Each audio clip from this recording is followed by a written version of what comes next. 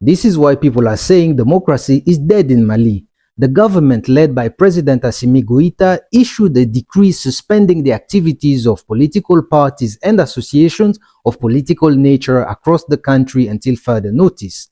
Within 24 hours, the country ordered all the media outlets to cease broadcasting and publishing the activities of these political entities.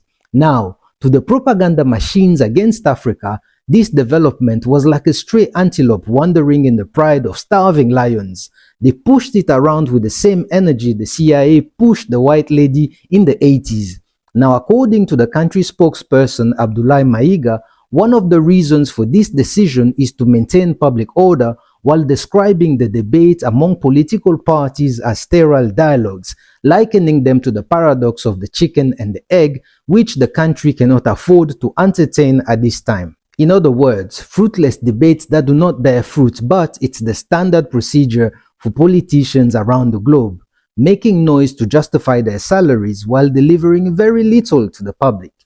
The spokesperson also emphasized that the decision was crucial to ensure that the inter-Malian dialogue unfold in an atmosphere that is calm rather than chaos.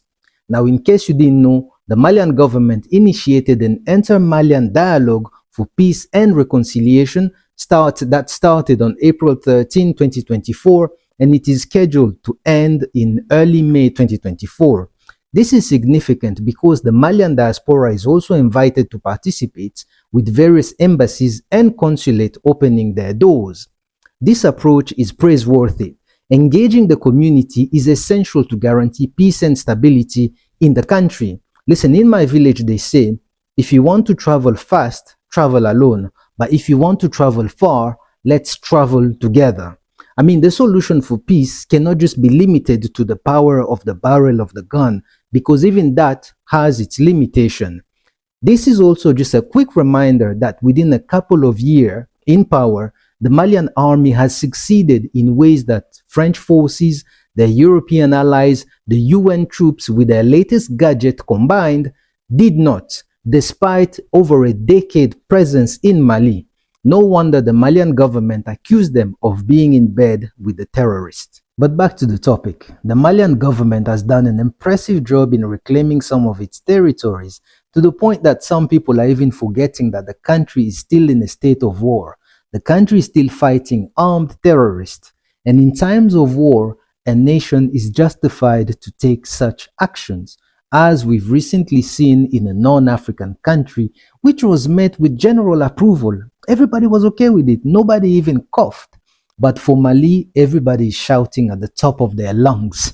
And it is within this context that political parties in Mali are calling for the elections to preserve democracy. Democracy, that has become a buzzword for African politicians. It's frequently mentioned, yet its true meaning is misunderstood. What does it even mean anymore? I mean, Mali is a house that is still on fire, but political parties are calling for the elections. They want the military to return to their barracks and leave politics to civilians, while forgetting that it's because of civilian incompetence. It is because of civilian incompetence, I repeat, that military had to leave their barracks to take control of the country. Anyways, in light of this, Mali has made a decision that has triggered the international mechanism of pressure, or bully should I say, and leading to wild speculation and reaction, with some even suggesting that the country is sliding into dictatorship. Nevertheless, Mali has adopted a stance where they focus on what is best for them and pay little attention to the surrounding noise. In conclusion, I believe that as Africans, we must formulate our own definition of democracy. This is my proposal, and let me know what you think. A democratic government is characterized by its commitment to prioritize the welfare of its citizens, championing the people's interest, and striving for stability and development. On the other hand, a government that neglects or fails to protect the people's interest and welfare is, by default, undemocratic, even if it was elected. Therefore, a government can be both authoritarian and democratic if it serves and works for the benefit of its people. Feel free to share yours. We, ni nini?